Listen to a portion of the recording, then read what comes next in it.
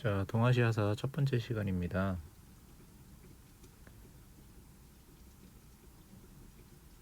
그래서 지금은 진도도 나가겠지만 동아시아를 공부할 때 유의해야 될 사항을 같이 설명하면서 첫 시간 진행하겠습니다. 자, 우선 동아시아사도 역사기 때문에 이 역사 과목을 공부할 때는 시공간에 대한 이해가 분명히 있어야 됩니다. 시공간이라고 하면 시간과 공간을 합쳐서 시공간이라고 부르는데, 우선 공간에 대해서 얘기하자면 공간은 지리 감각을 이야기합니다. 동아시아사를 공부할 때 지리 감각이 매우 중요한데 당연한 이야기예요. 왜냐하면 역사에서 지리는 매우 중요하고 동아시아사는 특히 한국, 중국, 일본, 베트남, 몽골 이런 지역의 동아시아 지역 전체를 무대로 하고 있기 때문에 지리 감각이 없으면 수업 내용을 이해하기가 어렵고 문제가 나와도 풀기가 어려워집니다. 그래서 교과서 18페이지에 있는 이 지도가 이 동아시아사를 공부할 때 나오는 배경이 되는 지역인데, 특히 이 지역이 동아시아사의 주요 무대라고 할 수 있겠죠. 여기에 중국이 있고 우리나라 한국이 있고 일본, 베트남, 초원지대 이렇게 있으니까. 그래서 우선 간단하게 이 주요 지명에 대해서 한번 보자면, 여러분들이 우선 이 1번, 2번부터 해서 7번까지의 지역을 대충이나마 파악을 하고 있어야 됩니다. 그래서 1번부터 7번까지 나오는 이 지역이 1번은 여기는 이제 강을 가리키는 거지. 2번은 무슨 강을 가리키는지, 3번은 어떤 지역인지, 4번, 5번, 6번, 7번 어떤 지역인지 알아야 되는데, 답을 이야기하자면 첫 번째 1번은 창장강이라고 부르는, 다른 이름으로 양쯔강, 장강 이렇게 부르는 강을 이야기합니다. 그래서 이 창장강 이남 지역을 강남지역이라고도 부르는 거지. 그리고 이 노란색 선으로 그어진 강은 중국에서도 황허라고 불리는 강이고, 그래서 중국에서 가장 먼저 국가가 수립되고 이 중국에서 나온 국가의 중심지는 이 황허강 유역이라고 얘기할 수 있겠죠. 그리고 우리나라가 있는 한반도, 일본, 베트남, 만주 지역, 우리나라 북쪽에 있는, 그리고 몽골고원, 이런 지역에 대해서 여러분들이 대충이나마 파악이 되어 있어야 이 동아시아사에서 수업을 하는 것을 여러분들이 명확하게 이해할 수 있고 문제가 나와도 대처가 가능하다는 거예요. 이 정도는 기본적으로 알아야지. 베트남이 어디 붙어 있는지도 몰라, 일본이 섬인지도 몰라, 우리나라 북쪽이 만주인지도 몰라, 이러면은 동아시아사를 공부할 수 없죠.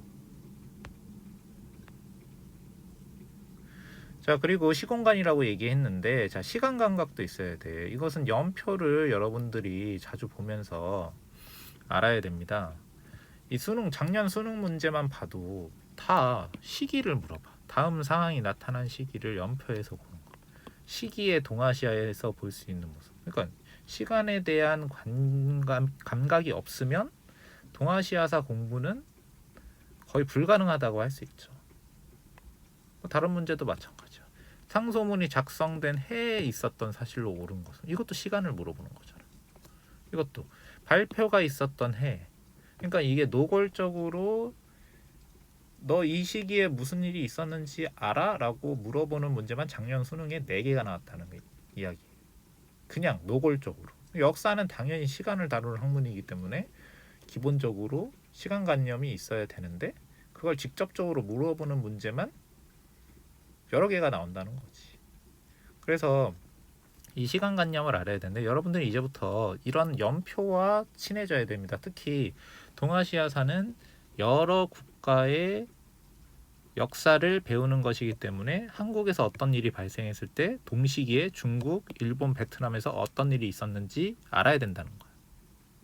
예를 들면 뭐 일본이 야마토 정권이 성립돼서 4세기요. 4세기면은 300년 되겠지. 그럼 비슷한 시기.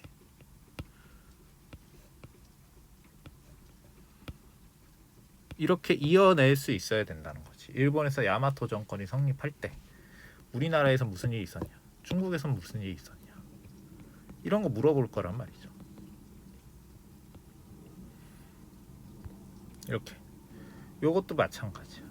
삼국시대가 이렇게 존재할 때 초원지대는 무슨 일이 있었는지, 중국에선 무슨 일이 있었는지, 이거를 처음부터 얘만 보고 외우려고 하면 당연히 이해가 어렵고, 수업을 하면서 여러분들이 공부를 하면서 시기 구분이 당연히 헷갈릴 때마다 이 연표를 찾아서 여러분들이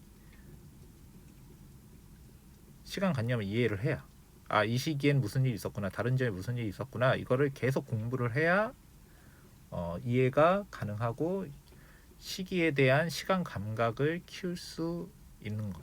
하루아침에 되는 거야. 오늘 하루 잡고 연표 외워야지. 이런 순서를 한 번에 외우는 건 좀 도움이 될 수 있겠지.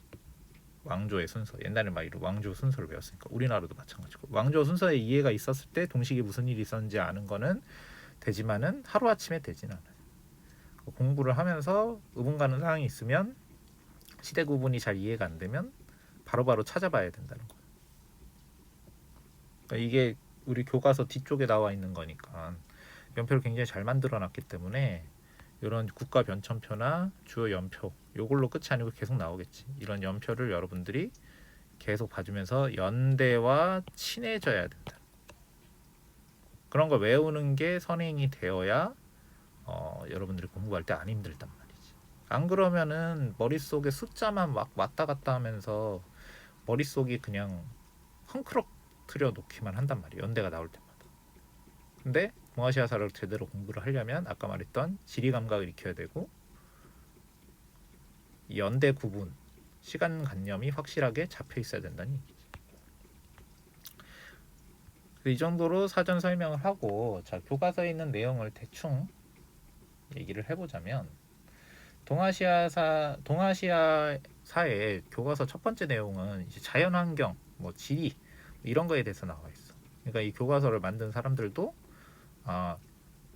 동아시아사를 공부를 하려면 지리 감각이 어느 정도 있어야 된다라는 걸 알고 있기 때문에 이거부터 제시를 하는 것 같은데, 자, 요 지도는 18페이지 있어요.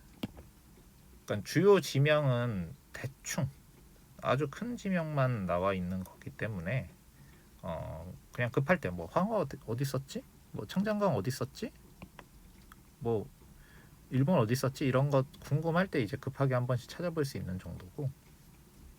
그래서 동아시아의 자연환경 뭐 특징이 뭐냐? 서쪽은 높고 동쪽은 낮다. 당연하지. 서쪽은 여기 고원이 있고 동쪽에는 지대가 낮다고 하는데 서쪽은 산지고 동쪽은 평야라는 거야. 그럼 무슨 얘기겠어? 평야에 사람들이 많이 살겠지. 그래서 평야 지역. 여기는 좀 지대가 높고 고원이고 여기는 평야 지역이니까 인구는 다 여기 몰려 살 것이다.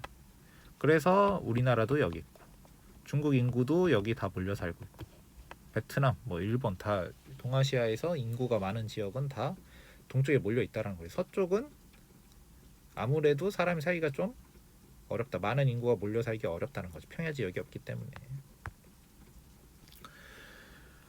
자, 그래서 베트남과 뭐 중국 동부 한반도 일본 다 평야 지역이지. 평야 지역이라고 얘기하는 곳인데, 자, 이 지역은 연평균 기온도 높고 강수량도 풍부하기 때문에 농경이 발달해. 그 얘기는 뭐냐? 인구가 많다는 거지. 그다음에 몽골 고원 등 초원지대는 강수량도 적고 지대도 높고 하니까 유목생활하고 인구는 좀 낮은 편이다. 그래서 여기 보면은 아까는 지형, 여기는 고지대고 여기는 저지대, 평야다 이렇게 나와 있지만 지리적인 문제도 있고 또 강수량을 보면 알겠지만은 여긴 비가 많이 온다고 표시가 되어 있단 말이에요. 1500ml, 1000ml 이 정도는 와야 벼농사가 가능한데 이 정도가 가능한 지역이 이 지역이고 이 고원지대는 비도 엄청 별로 오지도 않는 사막 지역이라는 거지. 그러니까 여기선 농사짓기가 어려서 유목생활을 한다. 이렇게 얘기를 한다는 거. 자, 그래서 이 농사를 짓는 지역도 두 개로 갈리는데, 자, 밭농사를 짓는 지역이 있고 벼농사를 짓는 지역이 있어. 밭농사는 중국 북부의 황허강 유역에서 시작을 했고, 생산량은 상대적으로 낮아. 왜 굳이 이걸 하느냐? 강수량이 적은 지역에서는 밭농사를 하는 게 유리하니까. 그치? 지금 사진에 나오는 게 밭농사지. 벼농사는 창장강 유역에서 시작한단 말이야. 여기는 강수량이 많아. 강수량이 많아야 돼. 물을 아예 대놓고 해야 되니까. 생산량이 높은데 대신에 단점이 있겠지. 재배 과정이 매우 복잡하고 뭐 해줄 게 많고 노동력도 많이 필요하고 사람이 많이 필요하고 농기구도 많이 필요하기 때문에 고도의 기술과 노동력이 필요해. 그래서 각 지역에 맞는 농사를 짓는다는 거야. 유목을 하는 지역이 있고 농사를 짓는 지역이 있는데, 농사도 밭농사가 유리한 지역이 있고 벼농사가 유리한 지역이 있다는 거지. 그 다음에 아까 얘기했듯이 비가 많이 안 오는 고원 지역에서는 당연히 농작물 재배가 어려웠기 때문에 가축을 기르는 유목 생활이 유행했다라는 거고, 또 뭐 농경도 안 되고 유목도 안 되는 지역이 있어. 숲이 많고 비는 안 오는데 초원지대도 아닌 곳, 이런 곳에서는 이제 사냥과 어로로 생계를 이어간다는 거지. 자, 그래서 농경을 주로 하는 지역과 유목을 하는 지역은 둘 다 문명이 발전을 해도 약간 다른 방식으로 발전을 하는데, 자, 농업이 발달한 지역은 인구가 엄청나게 증가를 해. 그래서 지배자의 권력이 생산 기반의 안정성으로 강화가 되고 대규모 국가가 출현한다. 뭔 말인지 어려우면 그냥 인구가 많이 증가해서 인구가 많으니까 국가의 규모가 크다라고 생각을 하면 돼. 자, 유목민은 주로 부족 단위로 생활하지. 그리고 부족작의 권력이 강력한데, 자, 얘네들은 인구가 적고 같은 사람이 이용하는 땅이 많기 때문에 인구는 적지만, 유목민족들은 말을 늘 타고 다니고 기동성이 좋기 때문에, 그리고 사냥도 많이 하고 이런 기술들이 뛰어나기 때문에 전투력이 강해. 그래서 부족장의 권력이 강력한데, 이 부족장들 사이에서 더 강력한 지배자가 등장하면 뭐 흉노라든지 돌거리라든지 위구르, 얘네 다 우리가 배울 건데, 강력한 유목국가가 출현해서 농업이 발달한 지역의 대규모 국가를 위협하는 세력으로 발전한다는 거예요. 그래서 지역에 따라서 이렇게 유목민족과 농경민족으로 크게 나눌 수 있고, 농경민족은 밭농사를 주로 하는 지역과 그 다음에 벼농사, 농농사를 주로 짓는 지역으로 나뉘어진다는 거지.